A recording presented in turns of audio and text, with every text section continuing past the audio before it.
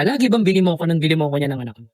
Panoorin mo hanggang dulo itong video ito para malaman mo kung ano ang apekto ng social media at comparison culture sa anak. New day guys, no new parenting content na naman po tayo. Guys, alam ko marami sa atin nakaka-relate dito sa tanong na ito. Lagi ba bili mo ko noon, bili mo ko niya ng anak mo? Nakakainis na minsan guys, no? Pero alam mo bang hindi yan sa pagiging spoiled ng anak mo? Maaaring senyales na yan guys na apektado ng anak mo ng social media at comparison culture. Dahil guys, aminin natin, lahat na nakikita niya sa feed niya sa social media, perfecto. Bagong laruan, bagong damit, bagong bagay, magandang bahay, na parang ang basehan ng kasiyahan at value ng anak mo, yung mga bagay na nakikita niya dyan. Kaya kailangan po ituro natin ang tunay na halaga ay wala sa mga bagay na nabanggit natin. Bakit na nagiging materialistic ang anak mo? Ang root cause? Una, social media validation. Sa panahon ngayon kasi guys, no? Ang halaga kaya yung self-worth ng mga tao ay base sa likes at shares, di ba? Na mas madali siya makakakuha ng attention at pakiramdam ng anak mo, may worth siya kapag may bago siyang bagay na napapanood lang niya dati. Pangalawa guys, no, yung sinasabi natin, comparison culture. Dahil sa social media kasi guys, no, mas madali na mag-compare ang anak natin sa mga kaibigan niya na may mas magandang gadget o kaya maraming laruan, di ba? Kumbaga, naghahangad na siya na makipagsabayan. Nagre-resulta yan guys ng bilo mo ko nun, bilo mo ko yan. Pangatlo guys, no, yung missing emotional need. Paan ng anak natin yan para punan yung pagkukulang sa attention o emotional na connection sa magulang. Dahil nakukuha niya yung connection na yan sa mga material na bagay na meron siya.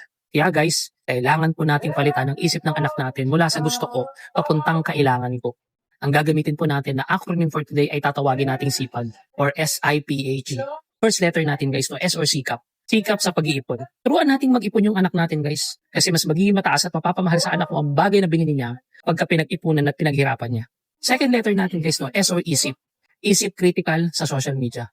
Turuan natin maging critical thinker yung anak natin na nakikita niya sa social media. Ipaliwanag natin sa kanya na nakikita niya sa internet, hindi yan ang buong istorya. Maraming pagkakataon na hindi yan totoo. Next letter natin guys, no, P or puso. Puso sa connection. Mag-focus po tayo sa mga activities na nagbibigay tuwa at connection na hindi nakabase sa pera.